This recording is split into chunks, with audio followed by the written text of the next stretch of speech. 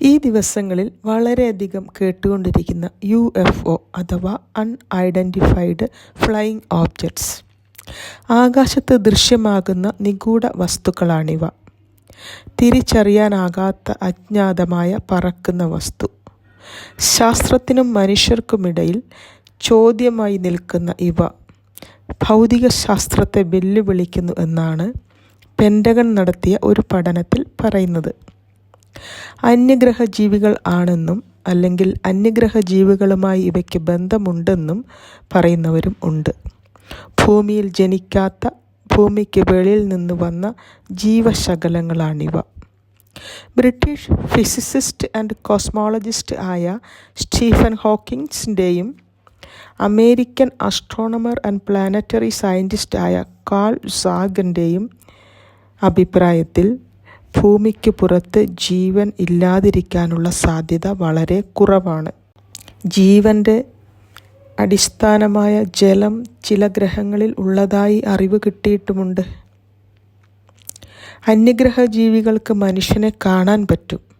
പക്ഷേ ഇപ്പോൾ കാണുന്നത് 3000 വർഷം മുമ്പത്തെ നാഗരികതയെന്നാണ് search to extraterrestrial intelligence ഇൻസ്റ്റിറ്റ്യൂട്ടിലെ ഗവേഷകനായ ZN ഒസ്മനോവ് തൻ്റെ ഗവേഷണ പഠനമായ are we visible to advanced alien civilisation എന്ന തൻ്റെ റിപ്പോർട്ടിൽ പറയുന്നത്. ISRO മേധാവി S. സോമനാഥ് മുന്നോട്ട് വെച്ച തൻ്റെ വീക്ഷണത്തിൽ പ്രപഞ്ചത്തിൽ അന്യഗ്രഹ ജീവികൾ ഉണ്ടെന്നും ഇവ മനുഷ്യരെക്കാൾ 1000 വർഷം മുന്നിൽ പുരോഗമനം കൈവരിച്ചിട്ടുണ്ടാകാൻ സാധ്യതയുണ്ടെന്നും മനുഷ്യർക്ക് മനസ്സിലാകാൻ സാധിക്കാത്ത വിധത്തിൽ അവ പ്രപഞ്ചത്തെ നിരീക്ഷിക്കുകയും സംവദിക്കുകയും ചെയ്യുന്നുവെന്നും അദ്ദേഹം പറയുന്നു. ഏലിയൻസിൻ്റെ എക്സിസ്റ്റൻസിനെക്കുറിച്ച് 100% വിശ്വസിക്കുന്നതായി അദ്ദേഹം അഭിപ്രായപ്പെടുന്നു. മനുഷ്യർ ഏലിയൻസുമായി ബന്ധപ്പെടാൻ ശ്രമിക്കാത്തതിൽ അദ്ദേഹം സന്തോഷവാനാണെന്നും അദ്ദേഹം പറയുന്നു.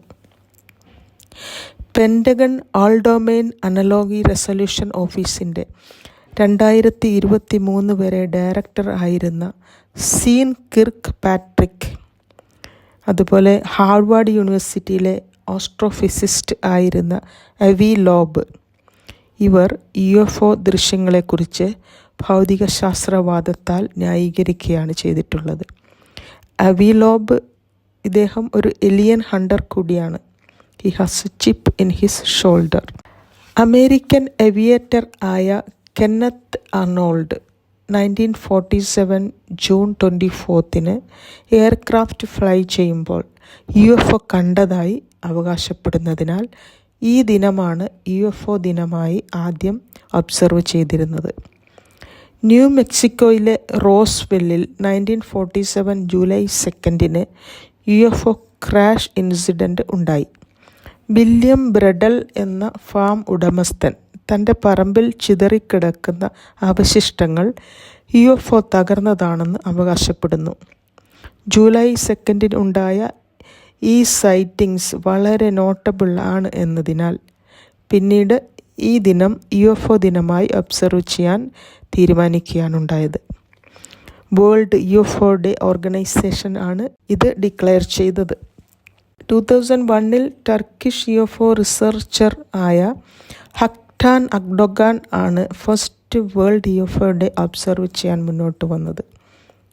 ഏലിയൻസ് ഉണ്ടെന്ന് വിശ്വസിക്കുന്നവരുടെയും എക്സ്ട്രാ ടെറസ്ട്രിയൽ ബീയിങ്സിനെ കുറിച്ച് വിശ്വസിക്കുന്നവരുടെയും സോളിഡാരിറ്റിയാണ് ഈ ദിനം ഒബ്സർവ് ചെയ്യുന്നതിൻ്റെ ഒരു ലക്ഷ്യം. UFOയുടെ എക്സിസ്റ്റൻസ് അക്നോളജ് ചെയ്യുക എന്നതും ഈ ദിനം ഒബ്സർവ് ചെയ്യുന്നതിൻ്റെ മറ്റൊരു ലക്ഷ്യമാണ്.